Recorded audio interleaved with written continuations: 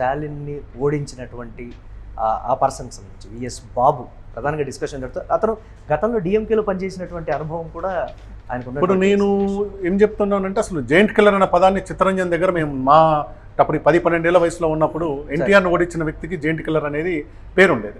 అంతకుముందు 1978 ఎన్నికల్లో అంజయ్య, అప్పటికి ఉన్న సీనియర్ నాయకుడు అంజయ్యని జనతా పార్టీ తరఫున నాయన నరసింహారెడ్డి ఓడి కూడా ఆయన జైంట్ కిల్లర్ అని పేరు వచ్చింది. అది మనకు తెలియదు, ఎన్టీఆర్ టైం నుంచి చూస్తున్నాం. ఇప్పుడు నిజంగా జైంట్ కిల్లర్ అంటే మనం ఇంతవరకు ఏం చెప్పాము, పంజాబ్లో ఫస్ట్ టైం ఓటర్లు రాజకీయంగా అనామకులు ఓడగొట్టారన్నాం. కానీ ఇక్కడ విఎస్ బాబు ఎవరైతే ఉన్నారో ఆయన వయసు 75 ఏళ్ళు.